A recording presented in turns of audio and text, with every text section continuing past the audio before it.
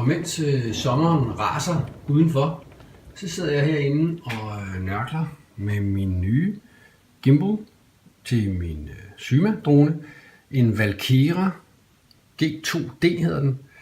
Egentlig lavet til en Valkyra-drone selvfølgelig, men jeg har tænkt mig at montere den på min Syma. Så jeg har hævet det originale kamera af. Så den her Valkyra G2D elektroniske gimbal med et stykke rulletape på, som vægt simulerer kamera lige nu. Den skal jo sidde på dronen her, men den passer overhovedet ikke til bunden. Det her oprindelige mount, som Syma har lavet.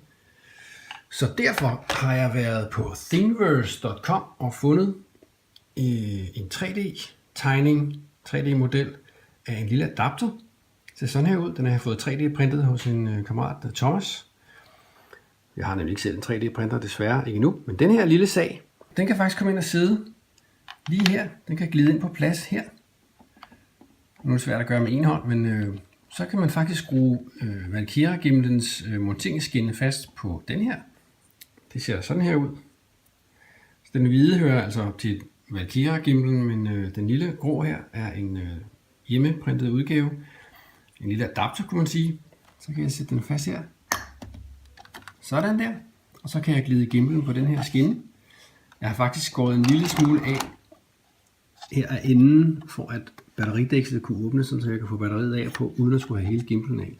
Så er der et spor i gimbalen her. Det der spor, det kan lige glide ind over den der skinne. Så kan jeg simpelthen på den måde mounte. Den skal bare lige glide ind over her. Også nærmest umuligt at gøre med en hånd. Og det var sådan lidt derfor, at jeg overhovedet monteret de her høje ben, som jo egentlig er til en DJI Phantom.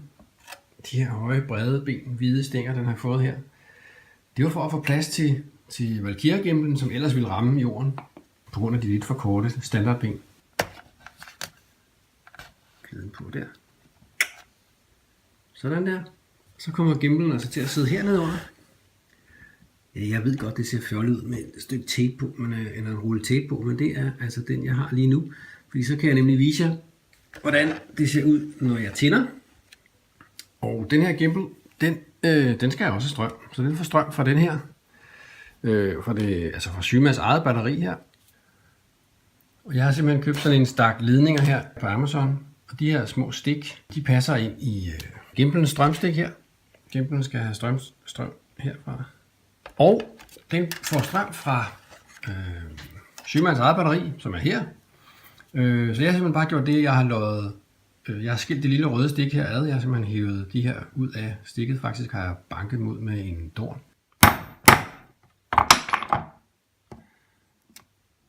Og så har jeg lagt ledninger på herinde under og krammet dem, eller presset dem tilbage i stikket.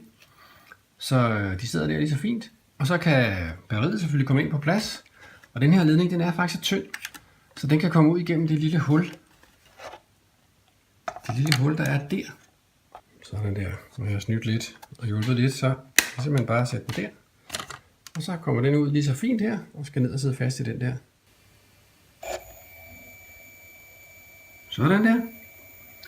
Så hænger gimbalen vandret. Og der er strøm på, og batteriet ligger derinde.